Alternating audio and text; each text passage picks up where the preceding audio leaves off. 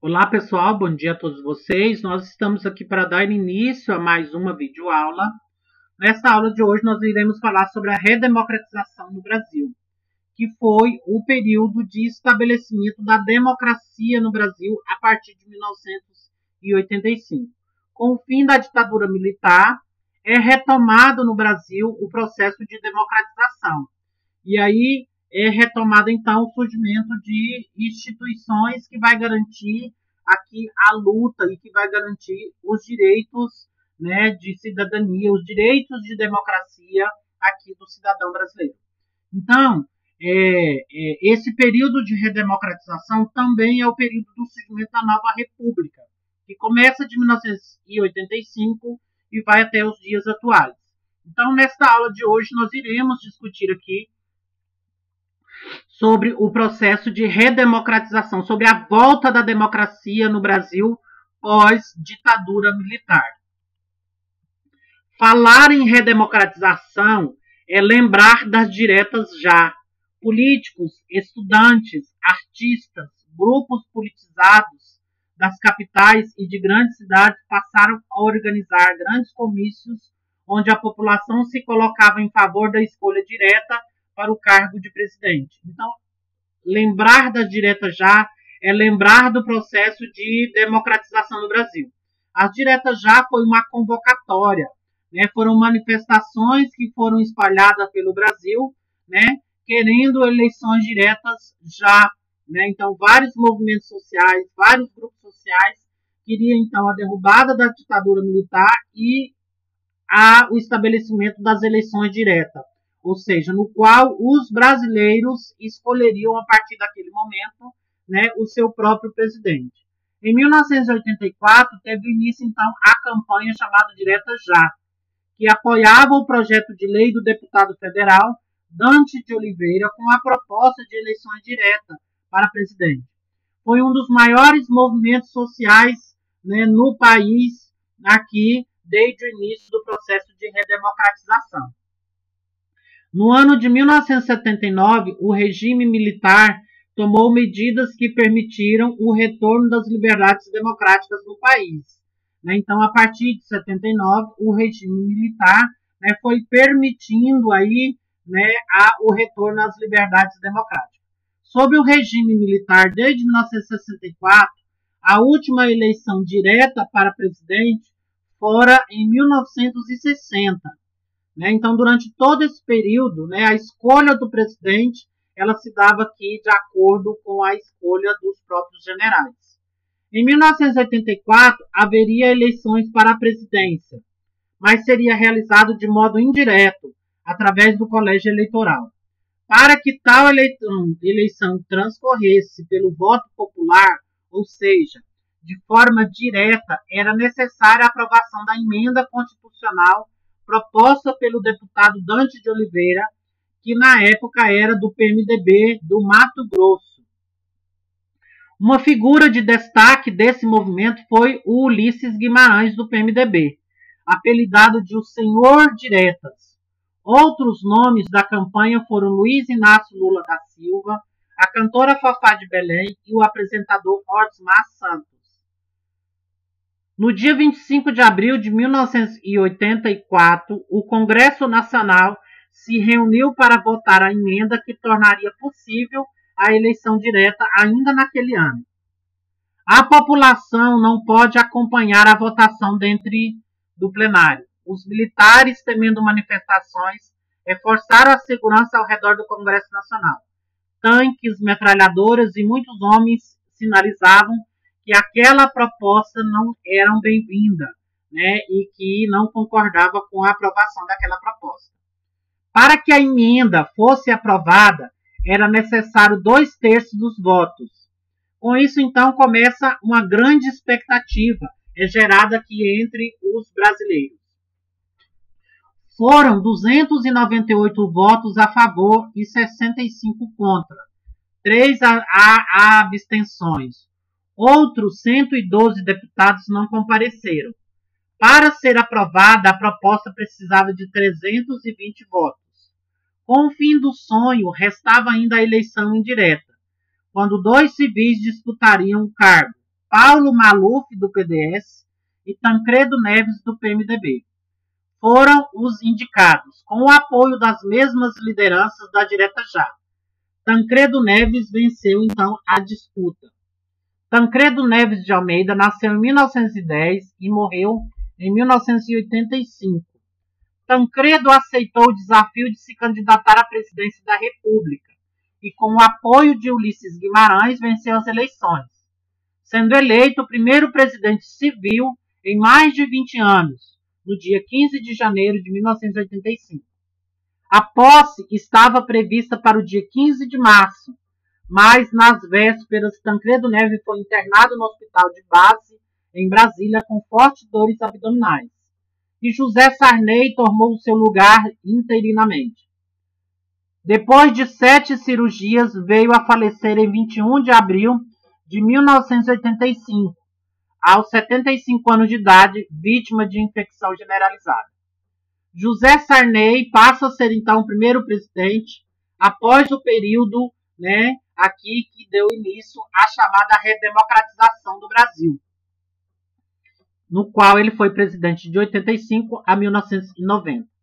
Sarney assumiu o governo prometendo cumprir as propostas firmadas anteriormente pelo seu, então, sucessor Tancredo Neves. Ele, inclusive, permitiu que as eleições para prefeito naquele ano fossem realizadas pelo voto popular. Sarney pegou um Brasil arruinado.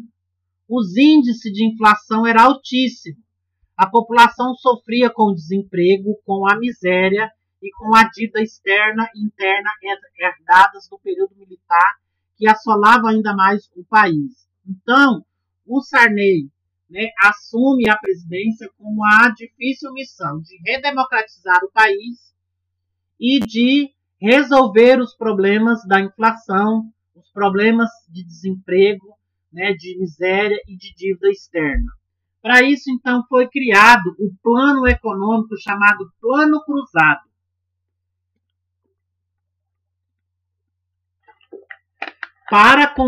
Para com isso tentar amenizar os problemas econômicos. Um plano econômico que visava principalmente o controle da inflação.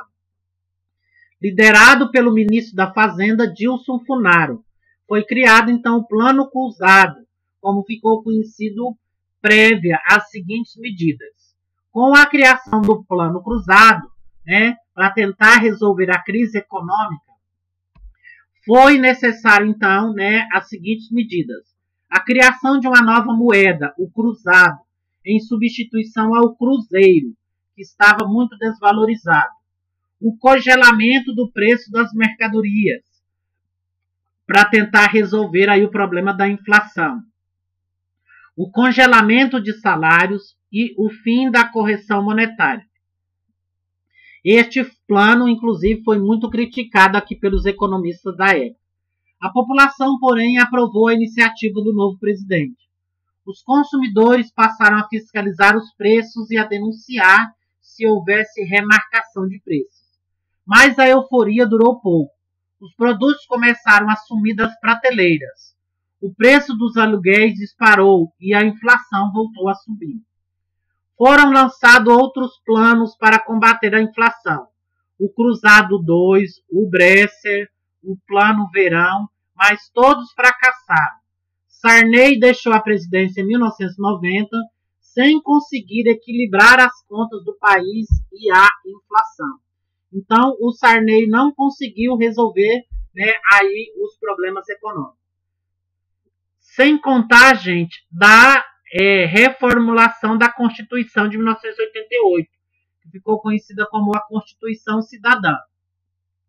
A fim de mostrar seu interesse na redemocratização do país, Sarney convocou no início de 1987 uma Assembleia Constituinte para elaborar a nova Constituição brasileira, tendo em vista que durante a ditadura militar, os militares proibiram o uso da Constituição de 34.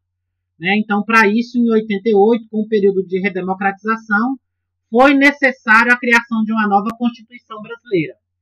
A Assembleia Constituinte foi composta por deputados e membros do Senado. Representantes da sociedade acompanharam de perto os trabalhos da nova Constituição. O fim da ditadura militar ainda era crescente, por isso um dos principais objetivos da Constituição era estabelecer a democracia no país. Então, uma das maiores preocupações que a população tinha naquele momento era, que garantisse aqui a democracia no Brasil, que a Constituição de 88 estabelecesse os direitos de cidadania, os direitos de liberdade do brasileiro. Depois de 20 meses de trabalhos, discussões, no dia 5 de outubro de 1988, foi promulgada a Constituição do Brasil, ou seja, foi aprovada e passou a entrar em vigor, a mesma que está em vigor atualmente. Então, a Constituição de 88 é a mesma que está valendo até os dias atuais. Ficou conhecida como a Constituição Cidadã. O artigo 5º da Constituição diz o seguinte: que todos somos iguais perante a lei, sem distinção de qualquer natureza, garantindo-se aos brasileiros e aos estrangeiros residentes no país a inviolabilidade do direito à vida, à liberdade, à igualdade, à segurança e à propriedade. Então, esse é o artigo, que estabelece os direitos aí do cidadão, que todos os seus direitos são garantidos perante a lei.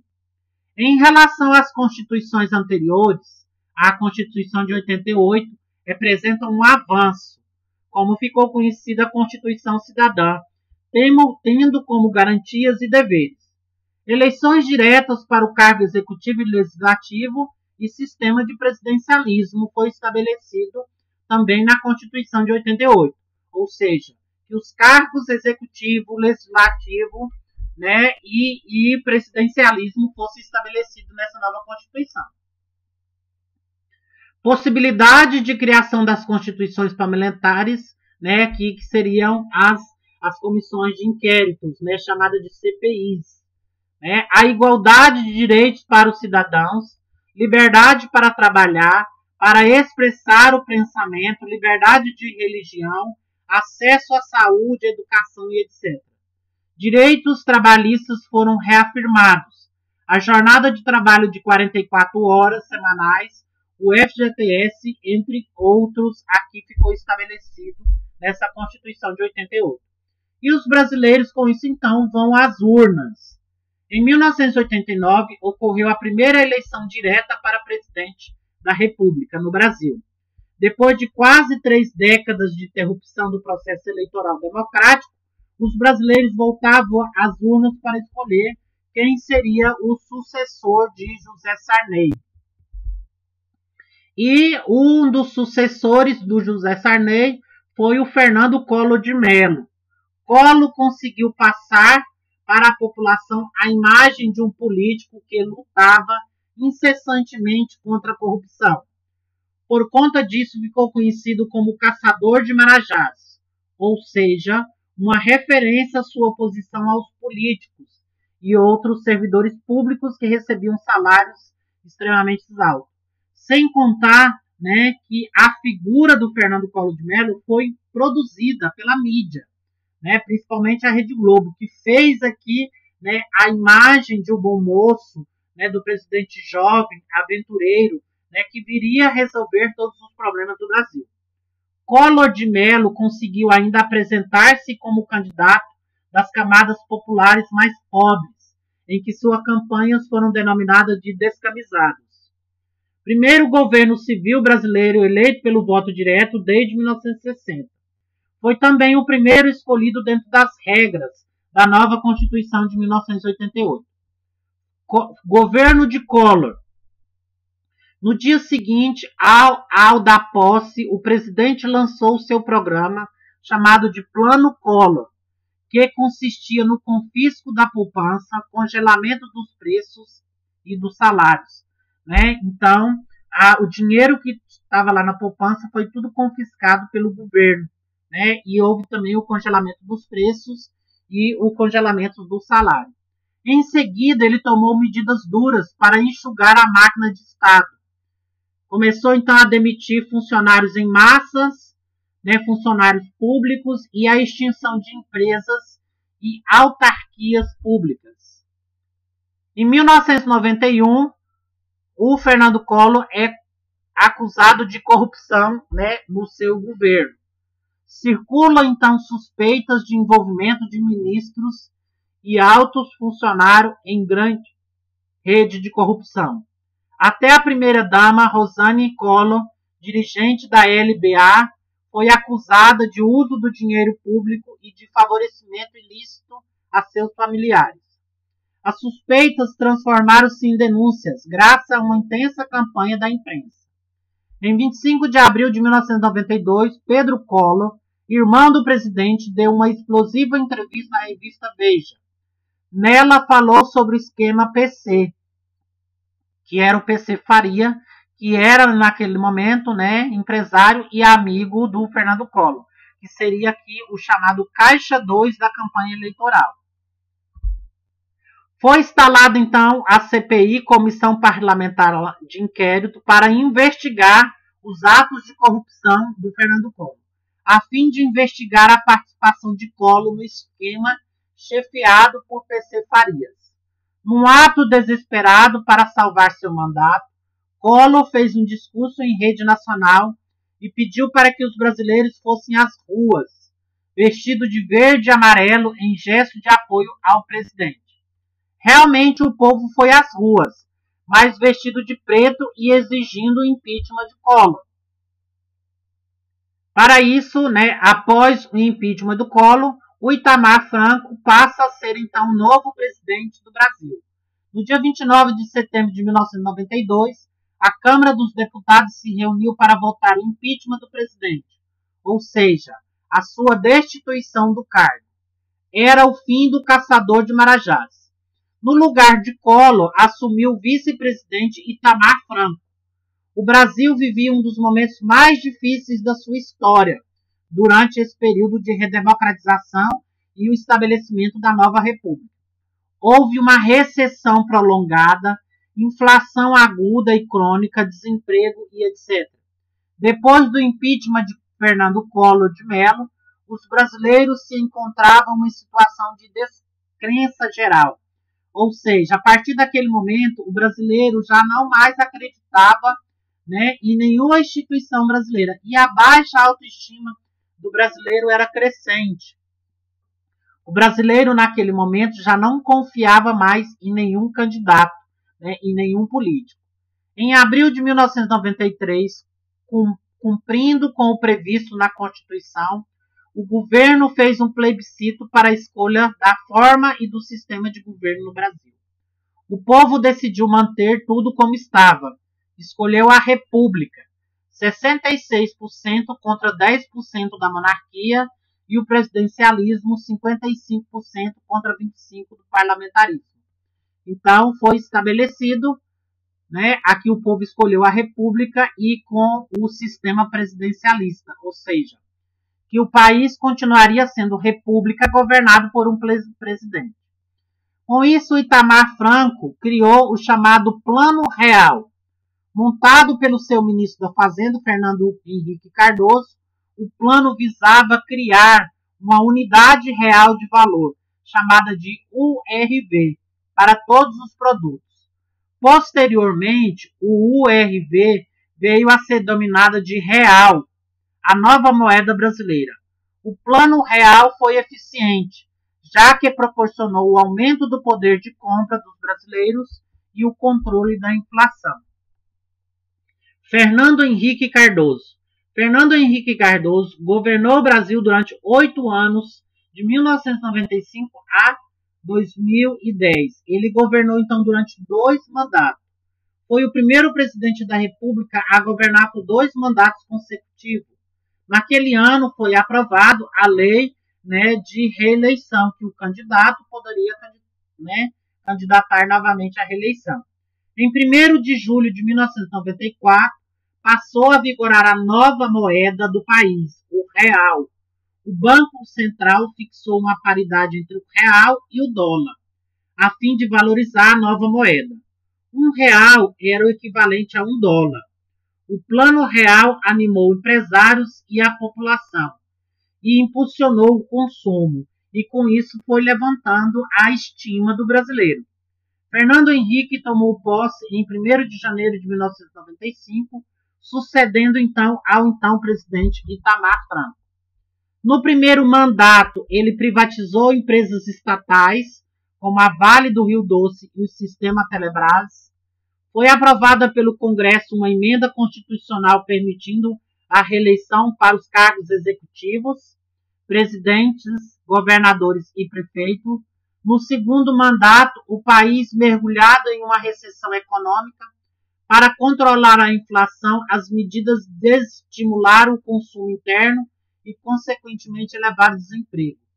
Em 2001, ocorreu o chamado apagão. Foi uma crise nacional que afetou o fornecimento e a distribuição de energia elétrica. A população teve que reduzir o consumo de energia.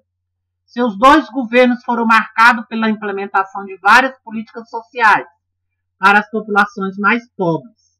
Criou-se o programa Bolsa Escola, o Vale Gás e a Bolsa Alimentação.